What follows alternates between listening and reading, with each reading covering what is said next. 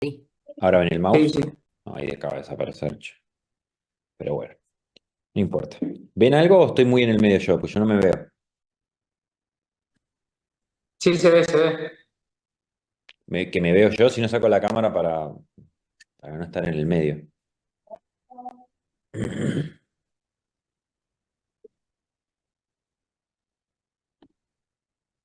No, porque queda muy de costado. Para que se centralice un poquito. Espérenme que quiero volver a... Ahí está. Ahí lo ven en el medio, ¿no?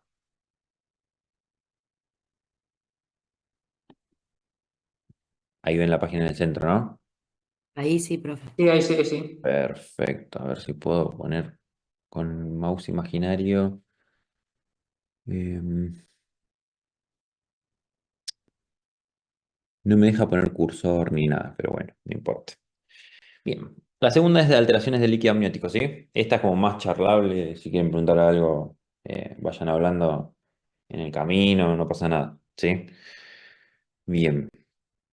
Líquido amniótico, ¿sí? Básicamente todos sabemos lo que es. Medio acuoso donde crece y madura el feto. Tiene varias funciones de protección, maduración, crecimiento, desarrollo, metabólicas, ¿sí? Transporte de sustancias. Está compuesto el 99% por agua y electrolitos y sustancias nitrogenadas, como aminoácidos, proteínas, o sea, micronutrientes, ¿sí? Hay algunas inmunoglobulinas que son las que pueden pasar a través de la placenta. Las las G, las M no pasan, son muy grandotas. Carbohidratos, lípidos, enzimas, hormonas, pigmentos biliares y células. ¿Sí? Es claro, transparente y el olor similar es al esperma o a la lavandina, si quieren decirle, es más o menos el mismo olor que va a tener relevancia cuando se rompa la bolsa y uno tenga que olerlo para hacer el diagnóstico, ¿sí? El pH suele ser alcalino, que es otro parámetro que tenemos para el test de nitracina cuando tenemos una paciente que sospechamos una rotura de bolsa, ¿sí? Las funciones, como veníamos diciendo, es un amortiguador, ¿sí? Porque va a generar un medio de protección, si se quiere pensar así, para el feto. Permite los movimientos y el desarrollo osteomuscular, por ende, o sea, si uno se queda quieto, se atrofia. Con el feto pasa lo mismo, va a necesitar moverse para desarrollar músculo. La maduración pulmonar y gastrointestinal van a depender del líquido amniótico, porque para la pulmonar, aunque ustedes no lo crean, mínimo se respira, tiene movimientos respiratorios e ingresa ese líquido dentro de los pulmones y hace que se bañen todos los bronquios y los alvéolos y genera cierta madurez. Y para el tracto gastrointestinal lo que hace es, funciona como de mimic, o sea, el feto lo traga y hace que circule por ahí adentro, ¿sí?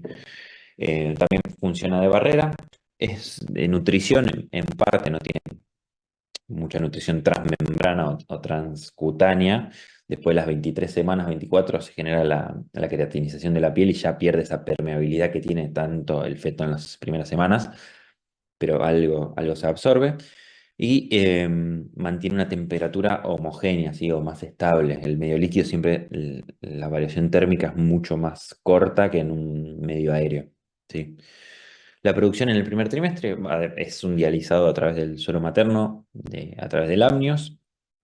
Ese dibujo tiene todos los valores que nadie se los va a preguntar, pero tiene los valores ya de semanas más grandes, ¿sí? A partir de las 22 23 semanas, lo que decíamos con la queratinización de la piel va a provenir de la orina fetal, la mayoría, secreciones respiratorias, un porcentaje, intramembranosa por la transferencia entre el líquido amniótico y la sangre fetal que irriga la cara de la placenta, 400 mililitros por día, y la vía transmembrana es como la transpiración del feto, digamos, una mínima parte, ¿sí?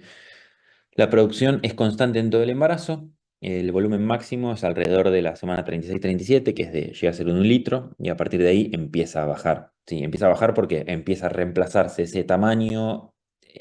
Tienen todo el útero, tienen el feto adentro y líquido. El mayor volumen de líquido se da en esas semanas, al término, 37 semanas. Después de eso, la panza casi que no crece mucho, lo que crece es el feto y ese aumento de tamaño fetal disminuye en proporción la proporción de líquido, ¿sí? Alrededor del 7% de los embarazos van a presentar alteraciones de líquido amniótico, ¿sí? Las definiciones son oligoamnios y polidrapnios. ¿Saben qué significa cada una? Disminución y aumento de líquido. ¿Cuál sería cuál? Óligo es de la disminución y Sí, poli, aumento. perfecto. Fíjense que es más frecuente el oligo que el polidramnios. Y hay patologías que están más asociadas con el oligo y hay otras que están más asociadas con el poli. En esta les voy a ir hablando así para que participen ustedes, así no se me duermen y no se me seca la garganta. ¿Sí? La medición del líquido amniótico obviamente se hace por ecografía. Hay dos parámetros para hacerlo, dos métodos. El índice de líquido amniótico, que es un índice, como bien lo dice, con la medición de 4 cuadrantes y la máxima columna vertical o bolsillo vertical máximo, cualquiera de las dos. Fíjense que el bolsillo vertical máximo es la imagen de la izquierda, que se mide el bolsillo más grande, se llama así es donde aparece el líquido. Se mide el bolsillo más grande y eso se toma como una medida. Tienen valores estandarizados cada uno, el índice 5,25 y el máximo bolsillo vertical máximo 2,8. Ambos son centímetros y ese es el parámetro de la normalidad. Cualquier cosa por abajo de eso es un oligo, cualquier cosa por encima de eso es un poli. ¿Sí? La medición del líquido amniótico por el índice de líquido amniótico se llama método de Phelan, ¿sí? Es la suma de las máximas columnas verticales del líquido en cada uno de los 4 cuadrantes, ¿sí? Eh, Ahí está mostrado cómo es que se mide. El transductor debe estar en posición sagital, lo más perpendicular al suelo. El método más sensible en gestas asociadas a RCIU, o sea, cuando uno tiene un oligoamnios, prefiere hacer una medición del índice de líquido amniótico. El valor normal era el que les dije yo, de 5,25, un oligo menor a 5, un poli mayor a 25, ¿sí? Gestas cronológicamente prolongadas, o sea, cuando hay una disminución del líquido, o sea, cuando uno quiere ver o quiere evaluar o quiere seguir una disminución del líquido, va a preferir el índice de líquido amniótico, Phelan, y cuando uno vaya a ver un poli, hidramnios, para seguimiento, para lo que sea, va a usar un bolsillo vertical máximo, ¿sí? Como para tenerlo como resumidito. Ahí tienen la medición de los cuadrantes, fíjense que dice 1, 2, 3, 4, que eso es lo que setea la computadora cada vez que hace una medición, y ahí están los 4 cuadrantes. Tienen que ser medidos. Fíjense que en el de arriba de todo tienen como algo metido ahí que puede llegar a ser cordón o miembro, en el 2 la idea es que se mida en un espacio libre de nada, ¿sí? Tiene que ser la mayor y que no haya entre medio nada, ningún órgano, porque imagínense que no está en tridimensión, es 2 dimensiones esta eco, y que puede haber, no sé, la cabeza atrás en ese momento, ahí no, porque no entra la cabeza, pero tiene la cabeza atrás y les está generando un falso espacio que no están viendo algo sólido y no es en realidad todo líquido, sino que es eh, como un efecto de la imagen, ¿sí? De cómo está el corte. El método de Chamberlain o columna vertical máxima, ahí tienen la medición en la imagencita, que es de 2 a 8 centímetros o de 20 a 80 milímetros. Eh, Se mide igual siempre en un espacio la columna vertical máxima, que no tiene que estar ocupada por ninguna otra parte fetal o placentaria. Ahí tienen a la derecha es feto y a la izquierda es la placenta. Eso que parece como un riñón es la placenta. Se ve así como algodonosa. La columna vertical, mm, eso, mismo lo que les dije. Tiene que estar libre de partes fetales, cordón, y se mide de manera vertical. Es una técnica más específica, se utiliza en gestas de bajo riesgo o en embarazos gemelares se usa mucho, ¿sí? Por la dificultad que tiene medir 4 cuadrantes en 2 fetos. Imagínense, son 8 cuadrantes en un espacio reducido. Imagínense que cuesta medirlo en un feto normal, imagínense con 2 o 3, peor, ¿sí? El valor normal es mayor a 2 y menor a 8 antes de la semana 20 y menor a 10 a partir de la semana 21, ¿sí? Y un oligoamnio se considera menor a 2, poli mayor a 8, tómenlo como 8, exceptúen eso del 10, no importa, ¿sí? La disminución del líquido amniótico menor a 500 mililitros, ¿sí? No se puede pesquisar, es difícil como de pesquisar, así en un valor fijo, entonces lo que uno hace es el índice o el bolsillo vertical máximo. Las causas fetales de disminución del líquido pueden ser restricciones de crecimiento, porque piensen en lo que estamos pensando hoy, cómo le llega la nutrición o el flujo al feto. ¿A través de qué?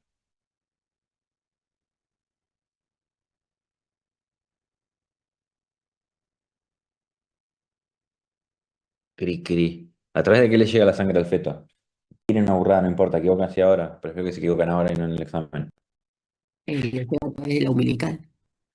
Umbilical. Entonces, si tiene una alteración del umbilical, una placenta deficiente, va a llegar menos flujo. Ese menos flujo se va a traducir en menos orina y se va a traducir en menos líquido. ¿Entienden? Y ahí tienen como la génesis de esa disminución del líquido en patologías, por ejemplo, placentarias o restricciones de crecimiento. eh, o, por ejemplo, una paciente fumadora va a tener una placenta más rígida, entonces le va a llevar menos flujo, va a tener un bebé más chiquito y va a tener probablemente menos líquido. ¿Sí?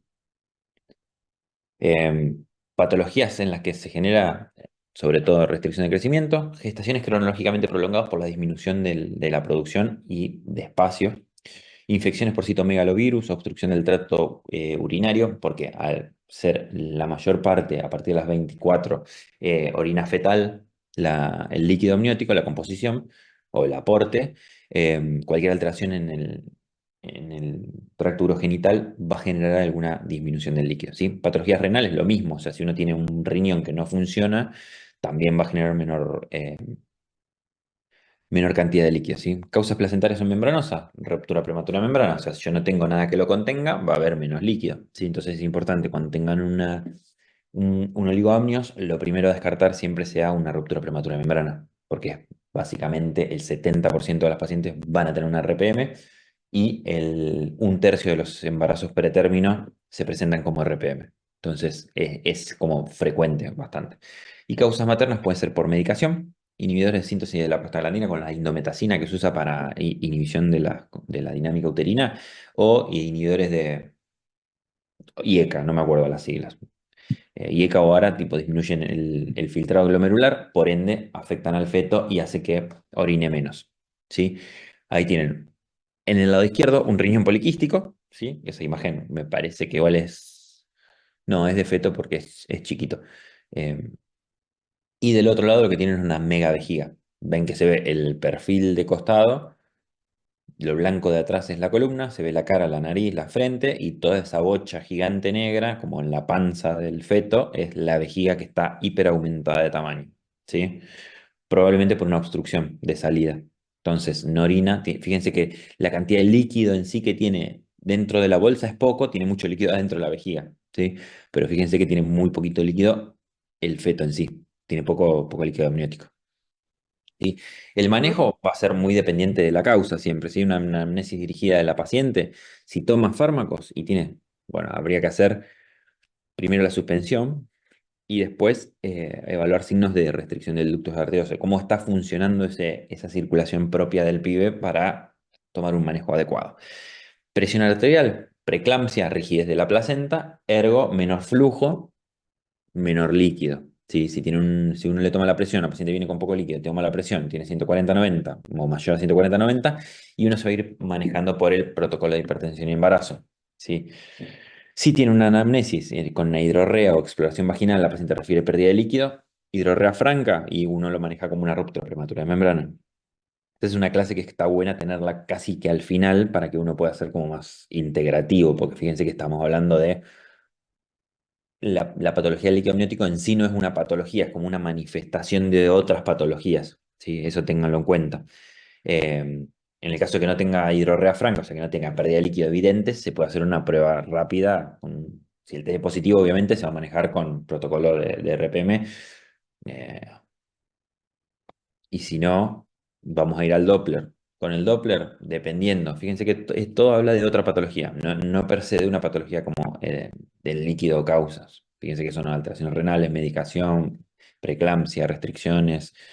Peso fetal estimado, perdón, peso fetal estimado fetal menor a 10 con un Doppler uterinas alterado, o sea, un aumento de del índice de pulsatilidad de las uterinas o una cerebral media vasodilatada, uno lo va a manejar con el protocolo de restricción intrauterina, ¿sí?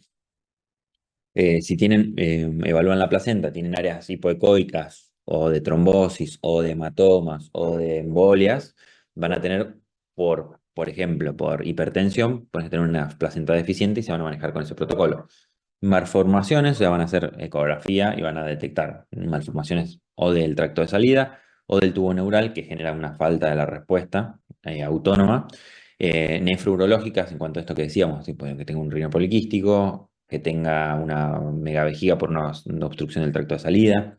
Signos de infección, obviamente, microcefalia, ventriculomegalia, focos parenquimatosos y pericogénicos que hablan de calcificaciones que pueden ser cerebrales, coroideas o hiperrefringencia intestinal, como la hiperrefringencia intestinal lo que habla es de de una obstrucción, que no está tanto en esto, está más en el polidramnios, la hiperrefringencia intestinal, pero como alteración de líquido lo menciona.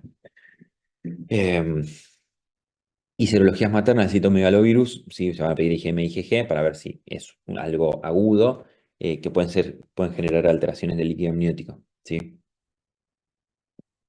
Pruebas invasivas PCR o parasitomegalo o QF-PCR en el caso de cariotipo desconocido, con punción del líquido amniótico uno puede llegar a diagnosticar el manda como un poquito más específico, ¿sí? El pronóstico obviamente va a depender de la causa. Fíjense que de todo esto que hablamos no es como, no disminuye por disminuir. Si bien hay causas idiopáticas, eh, no, casi siempre depende de una patología, ¿sí? Muchas veces por desconocimiento, porque no se llega a saber la causa, pero hay como una causa atrás, o una alteración de la inserción del cordón, entonces tiene una placenta deficiente porque no le llega bien, etcétera, ¿sí? Eh, el oligoamnios idiopático severo, o sea, por más de una semana, antes de las 24 semanas, ya está hablando de una mortalidad perinatal por hipoplasia pulmonar, o sea, van a tener alteraciones como si fuera una RPM de riesgo de deformaciones y malposiciones esqueléticas. Fíjense, eso que se ve acá en la imagen son los piecitos, eso largo, lo de arriba es el culito y después tienen los piecitos. Fíjense que los piecitos están como metidos para adentro, como esos juguetitos que caminan con los pies para adentro, como si fuera un piebot por disminución del líquido amniótico y posiciones viciosas, ¿sí? Y en gestaciones de término pueden tener complicaciones perinatales, cesárea por sospecha de pérdida de bienestar fetal, síndrome de aspiración meconial y Apgar menor a 7 o ingreso a cuidados intensivos neonatales, ¿sí? Em, Pueden tener posiciones viciosas, o sea, que no se termine de acomodar el bebé para el trabajo de parto también, ¿sí?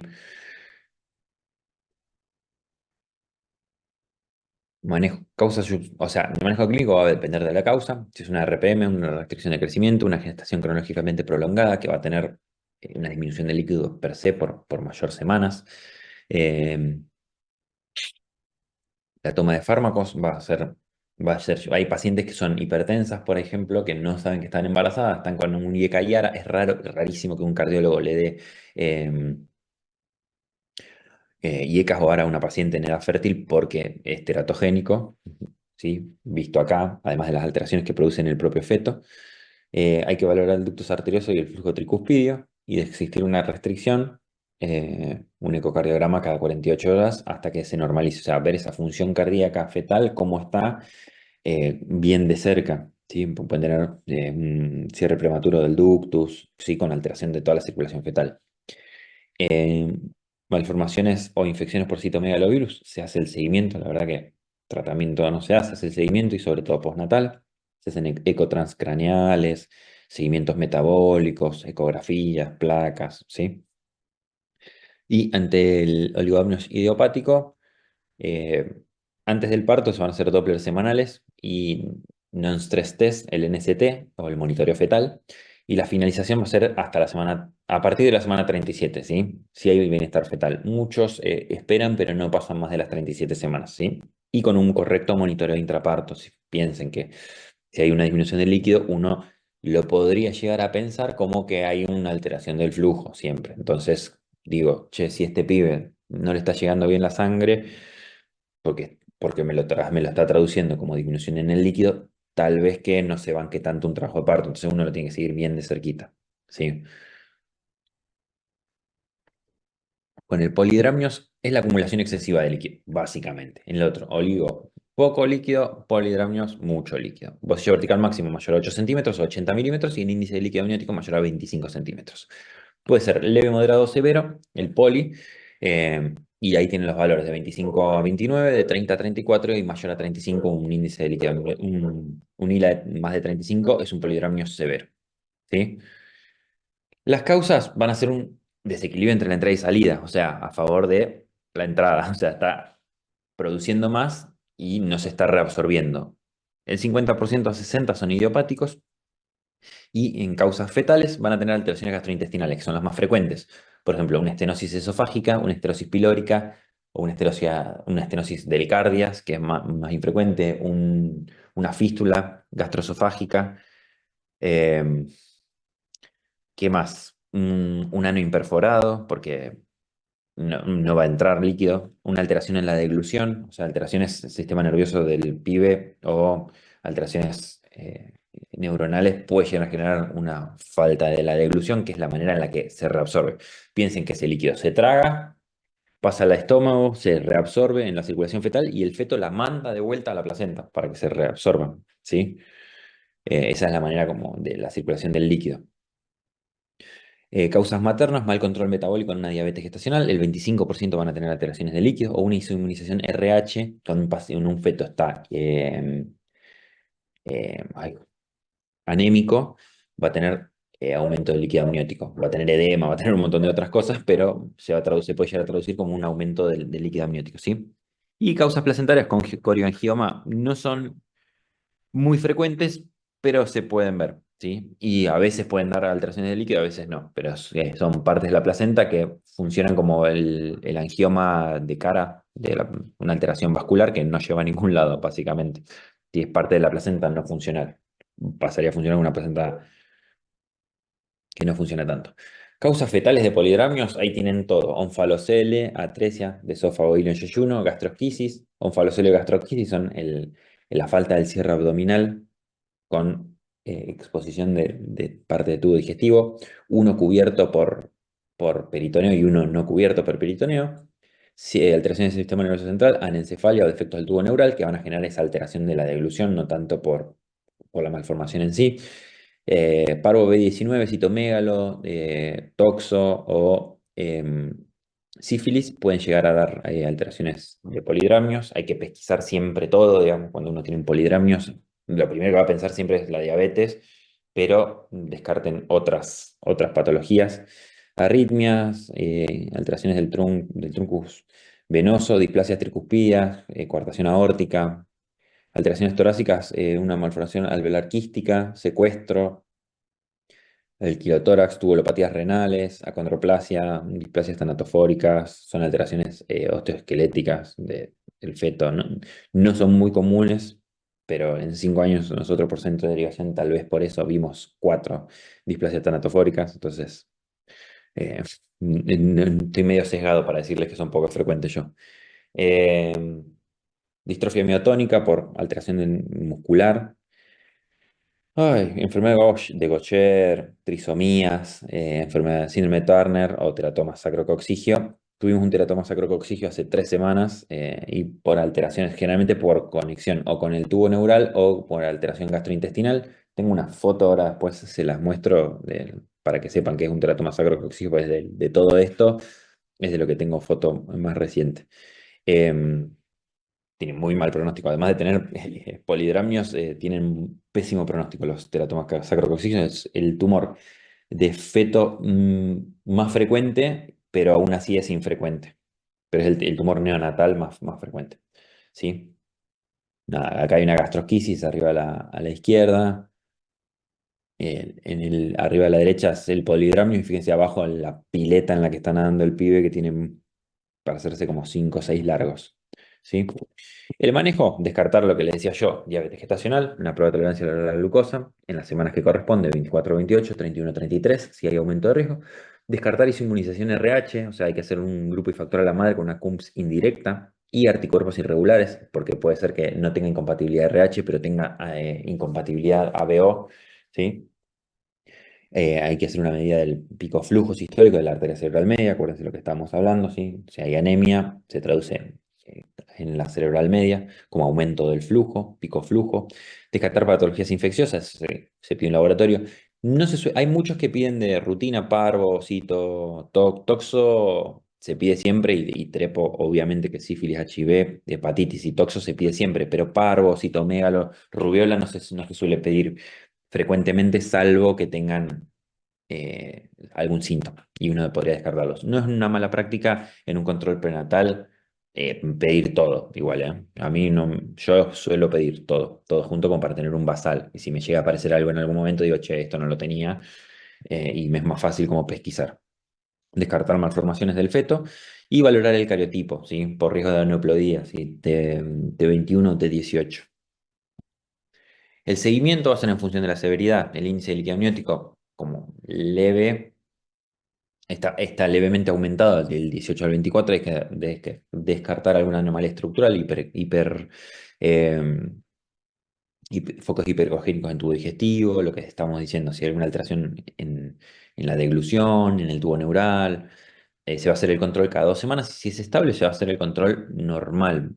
Estamos hablando ahí de que hay un índice de líquido amniótico en la puerta de lo patológico, no, no es patológico todavía. De 25 a casi 30 hay que descartar anomalías estructurales como siempre y evaluar la longitud cervical. Eso es relevante porque van a tener piensen, aumento del líquido, aumento de la distensibilidad uterina, más riesgo de amenaza de parto pretérmino, de bolsa rota, y se va a controlar todas las semanas. La longitud cervical se mide para ver qué tanta competencia está teniendo ese útero para retener ese embarazo, ¿sí? Y si es estable, se va a hacer el control a la semana, y si es estable, se puede controlar cada 2 semanas.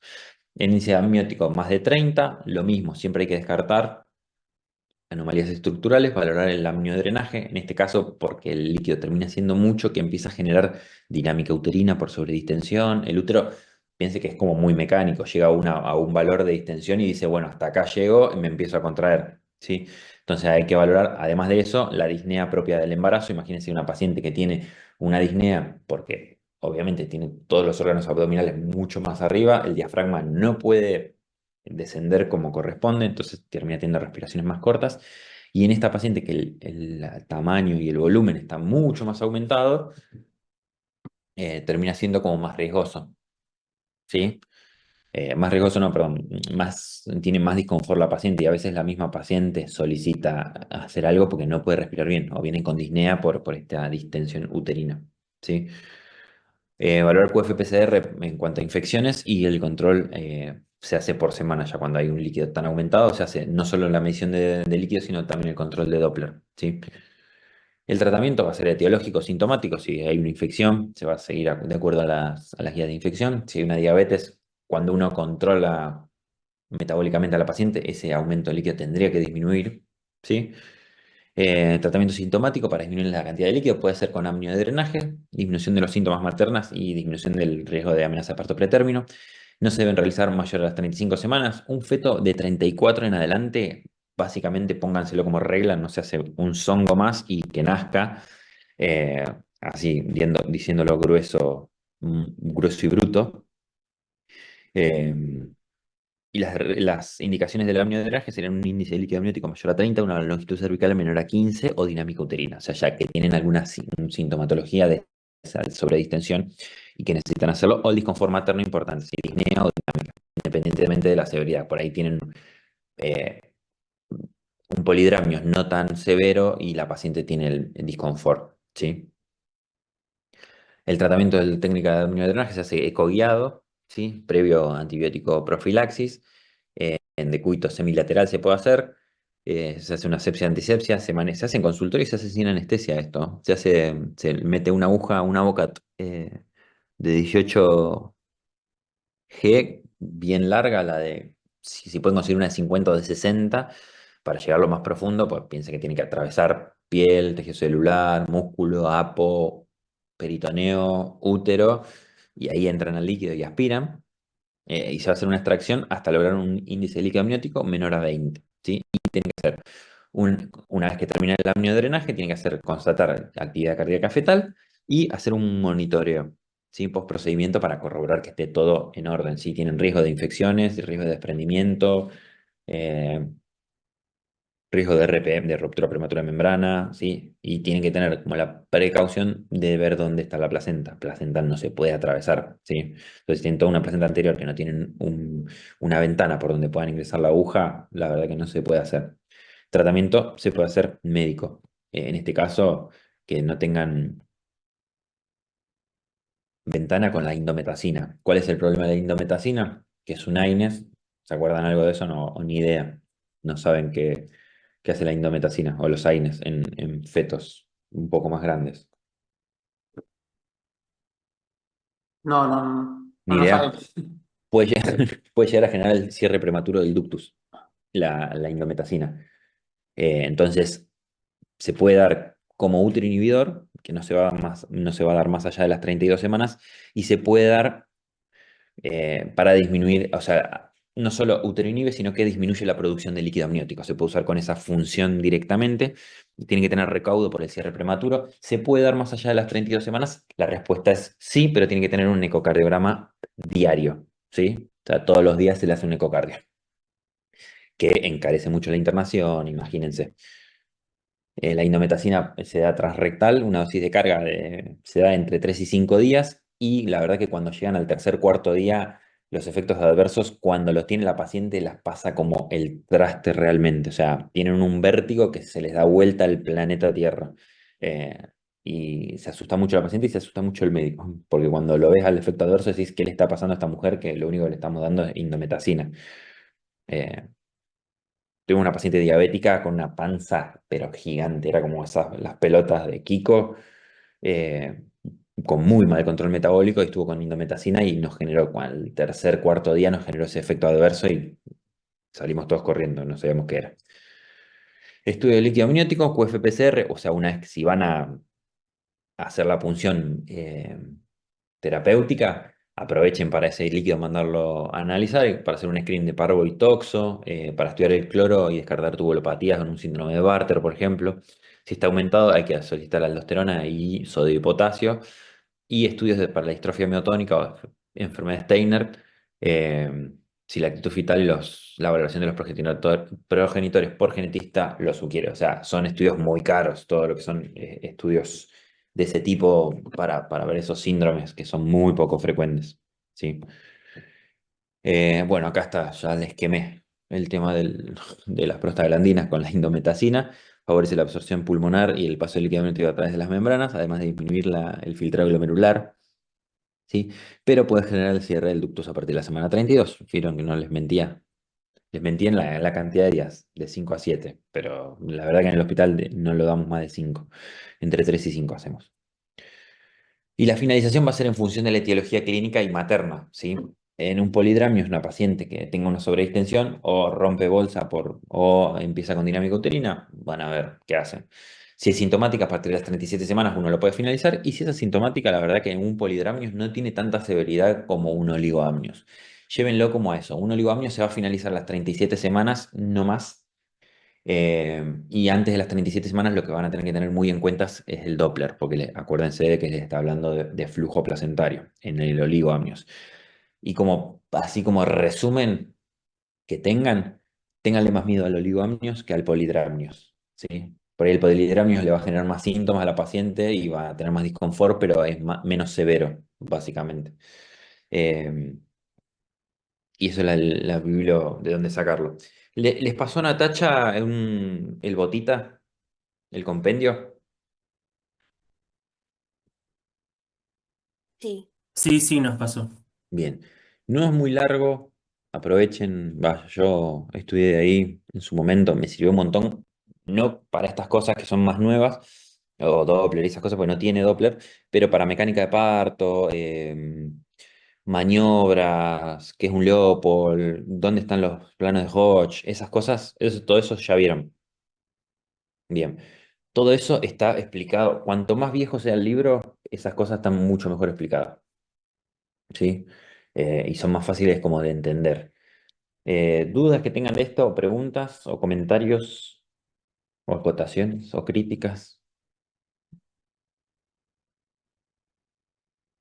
¿No? Los de que knockout. No, Terminamos te antes de puedo las hacer 11. te puedo hacer una pregunta sobre otro Sí, tema de la cursada.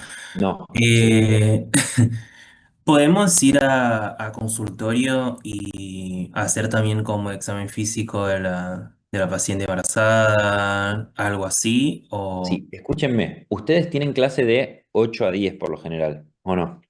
sí, Y de 10 a 12, ¿por dónde andan ustedes en el planeta Tierra? ¿Se van? en ¿Sí? general sí. Bueno, en general sí. ¿A alguno le interesa gineco o a usted? Sí, ¿Sí? a una compañera sí. Sí, Bien. Bien. La que quiera hacer o que le interese o que diga, che, capaz que es esto para mí, suban al octavo piso, apéguense al docente con el que están, porque la mayoría son, o sea, si son las que están rotando en gineco, pregúntenle cómo llegar. Y si no, a partir del lunes igual, chicos. O sea, hoy primero están en su casa. y mañana no hay clase, mañana no hay clase, mañana no hay clase. El lunes, cuando terminan la clase, suban al octavo. El martes no hay clase, pero si quieren irse al hospital, aprovechar, hay cesáreas programadas los martes. Y los miércoles estoy yo de guardia, o sea que hay aspirado manual endouterino, alguna cesárea guardia, algún trabajo de parto. Guardias, siempre hay guardias, así que siempre hay guardias. Se pegan a alguna de las resi y le dicen, ¿puedo estar con vos? Y las chicas no le van a decir que no. Por ahí les explican más o menos, o tienen más afinidad con alguna o con otra. eh, pero si van a ir a subir al octavo piso, digo yo, que está internación, tenemos pacientes embarazadas a veces. Yo en su momento, la cursada, posta que no aprendí mucho del práctico, o sea, pero por ejemplo tenía el resi que me había tocado a mí cuando yo cursé, me enseñó que era un monitoreo fetal. Cuando yo entré a la residencia, la verdad que yo ya había visto, ya tenía las características, no sabía hacerlo, pero en el IAR o en la PFO le dicen ustedes, eh, tuve un sueño en la mano y me dijeron, escuchala, hacele todo el examen obstétrico, me había hecho una de las parteras con la que hacía cónsul yo, y me cagó pedo, me enseñó, me mostró, me hizo hacer Leopold, la paciente. Las pacientes, la mayoría, si bien están embarazadas y todo, hay muchas que saben que es un hospital escuela y que la van a ver 100.000 personas, 100.000 personas, pero por ahí dos médicos la van a ver. Entonces, no les molesta mucho que les hagan Leopold. Y está bastante bueno y uno dice, ah, mira, esto es esto. Lean las maniobras, o sea, no vayan pretendiendo que uno les explique la maniobra delante de la paciente, pero si yo les digo hagan la primera, la segunda, la tercera, la cuarta, o sea, sepan más o menos cómo se hace cada una, primera, segunda, tercera y cuarta, digamos, porque van a ir desde la cabeza de la paciente. Y cuando uno estudia algo y lo hace, lo fija de otra manera. O sea, les va a quedar de una manera totalmente distinta. O sea, si toman la presión, si ustedes pueden leer cómo tomar la presión y tomas la presión y con dos tomadas de presión se van a acordar dónde va el manguito, a qué altura, qué tienen que hacer, qué no tienen que hacer, cómo tiene que estar la paciente, cómo no. Eh, Focos de ocultación son cosas que en el botita lean, ¿cómo se llama esto? Aprovechen el fin de semana largo y lean semiología del botita, que creo que son 8 páginas, no son mucho. O sea, la verdad es que es cortito y no sé si son muchos, porque me dijo Natalia que son como 20, me dijeron que son como 23. O háganse una lista y divídanse entre ustedes para ir de a dos, y uno de última ve a las pacientes internadas y el otro ve a las pacientes de guardia, o se van rotando de guardia, entra uno, entra el otro, entra uno, entra el otro, eh, para aprovechar más allá de la cesárea, que si bien la cesárea es como el culmine de la cursada de obstetricia o ver un parto, eh, no siempre, o sea, a veces si se quieren quedar después de hora, por mí quédense. Si ven una paciente que está en trabajo de parto, le preguntamos a la paciente, le preguntan al residente, pero muchas veces o sea, se van a quedar, a veces termina en trabajo de parto, a veces termina en cesárea, capaz que pueden aprovechar y ver, pero, o sea, nosotros no tenemos problema, o sea, aprovechen lo más que puedan ustedes. La cursada es de ustedes, la van a hacer ustedes, ¿sí? Si tienen predisposición de quedarse, por ahí hay días que van a ver que estamos haciendo la nada misma porque no viene una paciente por guardia y no hay consultorio. La semana que viene, no, recién en septiembre. Ustedes ya para septiembre ya dejaron de cursar, ¿no? Porque arranca la doctora Martínez en consultorio y por ahí va a ser más práctico. Si alguno quiere venir después y hacer consul con ella, oye. Después está la doctora Alvarenga que les va a dar hipertensión en el embarazo. Ella hace consultorio, pero es como más reticente a tener a alumnos. Si quieren ir y consultar, ¿gineco cursaron ustedes? Sí, es arriba de gineco, justo arriba están los consultorios. De última se acercan ahí y preguntan por salen a las 10 y si no se van al octavo, se van para ahí y le preguntan, oh, ¿puedo hablar con la doctora? No sé qué. Yo le mando un mensajito, avísenle a la médica que les dé la clase ese día que quieren ir para consultorio y yo le mando un mensaje diciéndole, che, Nati, te jode que vaya alguno de los chicos y de último ustedes ya van directamente y ya se le presentan ahí si tienen menos chance de decirles no. O los manda para el octavo. Pero sí, yo por mí, encantado, para que aprovechen la cursada. Se va a fijar más las cosas. Van a poder ver ecografías, Doppler, calcular edad gestacional, todas esas cosas que son la cursada directamente, básicamente. Se sacan la duda como más en el momento. Se hacen los pases de sala y ven patología y preguntan de última o ayudan a fijar eh, lo que estudiaron de cada cosa. ¿Sí? Bien. Si no Muy tienen más bien, dudas, chicos, gracias. los libero o tienen alguna más.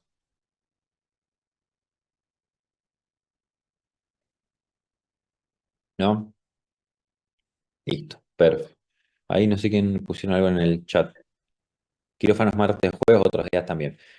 La verdad, Leticia, hay martes y jueves hay cesáreas programadas. O sea, los martes hay una cesárea programada por lo general, los jueves hay dos o tres cesáreas programadas. Los jueves son a partir de las 9 10 de la mañana, entonces está bueno para que puedan ir. No pueden entrar más de dos alumnos por cursada, así que, o por cirugía en realidad, pero si ustedes como requisitos tienen que llevar un ambo limpio y van a pedir ahí en quirófano botas y cofia, pero de última, pregunten, suben después de la clase y se fijan cuántas cesáreas hay. Hay tres cesáreas, van a poder entrar seis, básicamente. O sea, no sean egoístas y con una que vean, eh, eh, genial. O sea, por lo menos para que vean cómo es la circulación de quirófano, cómo es la cesárea y todo. Generalmente son pocos los médicos que bajan a cesárea, entonces pueden estar cómodos, pero no se queden contra la pared o paveando con el celu, traten de prestar atención. Generalmente el que opera los jueves es muy didáctico y pedagógico, entonces les dice, esto es tal cosa, esto es tal otra, fíjense esto, ¿qué te parece esto? ¿Sí? Y está bueno para hacerlo. Y los martes por ahí no son tan pedagógicos, pero van a ver por lo menos cesáreas, cirugía programadas. Y después en cuanto a los otros días, todos los días hay cesáreas, por lo general. Por ahí son a las 9 de la noche, o sea, no pretendo que estén a las 9 de la noche ahí, ¿sí? Pero si se quedan por ahí a las 2 de la tarde, va a tener una paciente que por ahí esperan el ayuno solamente y es a la una, si no tienen cursada a la tarde, por ahí se pueden quedar algún día y ver. Nadie les va a decir que no, ni un pepe. Pero como práctica, déjense un ambo de última en la mochila, en una bolsita, limpio, para tener y en el momento que puedan usarlo, lo usan. ¿Sí? Bien. Si no tienen más nada, los libero, tienen fin de semana largo para leer semiología obstétrica para el lunes.